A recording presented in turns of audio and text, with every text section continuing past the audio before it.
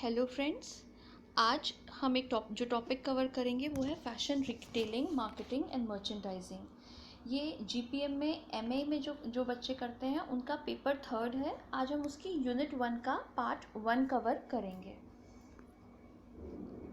Part 1 जो सबसे पहला पार्ट है वो है डायनेमिक्स ऑफ फैशन। डायनेमिक्स से हम समझते हैं फैशन की क्या क्या विशेषताएं हैं। सबसे पहली विशेषता है the constant in fashion is change, यानी फैशन हमेशा बदलता रहता है, फैशन कभी भी स्थिर नहीं रहता है। सेकंड है changes in fashion are gradual and evolutionary rather than revolutionary, यानी कि फैशन में जो भी चेंज होता है वो ग्रेजुअल यानी धीरे धीरे होता है, एकदम से कोई भी चेंज नहीं होता है। थर्ड है फैशन इज साइक्लिकल, यानी फैशन में जो भी चेंज होगा वो एक साइकिल के फॉर्म में होगा, यानी कि पहले कोई भी फैशन इंट्रोड्यूस किया जाएगा, फिर वो कम लोगों द्वारा अपनाया जाएगा और फिर वो बहुत ज़्यादा लोगों द्वारा अपनाया जाएगा और फिर धीरे धीरे उसका चलन कम हो जाएगा। नेक्स्ट है फैशन लेवल इन फैशन में वेरी, यानी कि अगर कोई फैशन नया आया है तो ज़रूरी नहीं है सबके सभी उसे एक्सेप्ट करेंगे, उसका फैशन लेवल अलग अलग हो सकता है। किसी क्लास के लोग या किसी जोग्राफिकल एरिया के लोग उसे हो सकता है ज़्यादा एक्सेप्ट करें अपनी इकोनॉमिक और क्लाइमेटिकल कंडीशंस की वजह से, और हो सकता है कई लोग उसे कम एक्सेप्ट करें। Fashion depends on the place and reflects the lifestyle, यानी फैशन आपकी रहने की जगह, यानी आप किस जोग्राफिकल एरिया में रह रहे हैं, सर्दी गर्मी बरसात ज़्यादा होती है या, और आपकी जीवन शैली को भी रिफ्लेक्ट करता है। नेक्स्ट है फैक्टर्स इन्फ्लुएंसिंग फैशन, यानी कि फैशन को क्या क्या फैक्टर्स इन्फ्लुएंस करते हैं।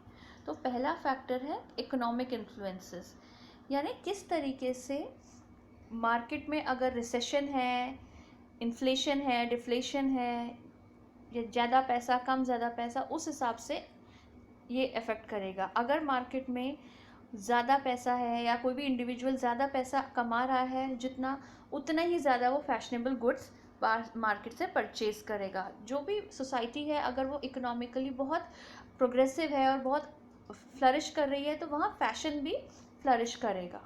नेक्स्ट है सोशल इन्फ्लुएंसेस, यानी कि सामाजिक। इसमें क्या है कि कितना एजुकेशन है, जोग्राफिकल एरिया, जीवन शैली के हिसाब से फैशन को इन्फ्लुएंस करता है। कई जगह डिमांडेड, मतलब यंग लोग डिमांड करते हैं, कई बार फैशन ओल्ड पीपल डिमांड करते हैं, कोई फैशन एक डिफरेंट रिलीजन के लिए होता है, उस हिसाब से। और नेक्स्ट है fashion is influence by personalities. जो फेमस पर्सनैलिटीज़ हैं आपके नेशन की या आपके लोकल स्टेट की, वो भी आपके फैशन को इन्फ्लुएंस करती हैं। नेक्स्ट है political influences. Fashion political personalities भी इन्फ्लुएंस करती हैं, कई लोग पॉलिटिकल पर्सनालिटीज़ को भी फॉलो करते हैं आजकल सोशल मीडिया से, तो उनकी वजह से भी फैशन इन्फ्लुएंस होता है।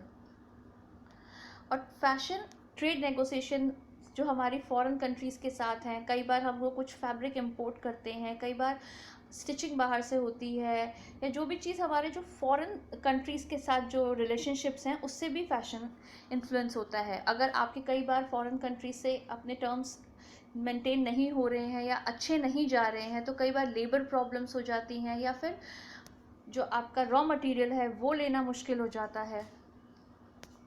और fashion can be affected by legislations. कई बार गवर्नमेंट किसी किसी कंट्री में या कोई रूल्स एंड रेगुलेशंस भी होते हैं, जैसे कई सारी कंट्रीज़ में होता है कि जो चिल्ड्रन के नाइट वेयर्स हैं वो बिल्कुल भी फायर सेफ्टी प्रूफ होने चाहिए। तो उस हिसाब से जो गवर्नमेंट अगर कोई रूल लेजिस्लेशन लगाती है तो फैशन उससे भी इफ़ेक्ट होता है। नेक्स्ट है technological influences. Fashion is influences by mass production. जिस तरह से नई नई रिसर्च हो रही है टेक्सटाइल रिलेटेड फील्ड्स में, मास प्रोडक्शन हो रहा है, उससे भी फैशन इफ़ेक्ट होता है। और साथ ही साथ ट्रैवल, कम्युनिकेशन, इन्वेंशंस। आजकल कम्युनिकेशन, सोशल मीडिया इतना स्ट्रॉन्ग है, आज जो चीज़ फैशन लॉन्च हुआ इंटरनेशनल मार्केट में वो विद इन सेकेंड्स सबको अवेलेबल होता है। ऐसे नहीं कि वो आज लॉन्च हुआ तो हमें बहुत बाद में पता चलेगा। तो अगर ये टेक्नोलॉजी की वजह से ही फैशन बहुत ईजीली हम उसे हमारे लिए वो रीचेबल हो गया है। Thank you friends for viewing this video.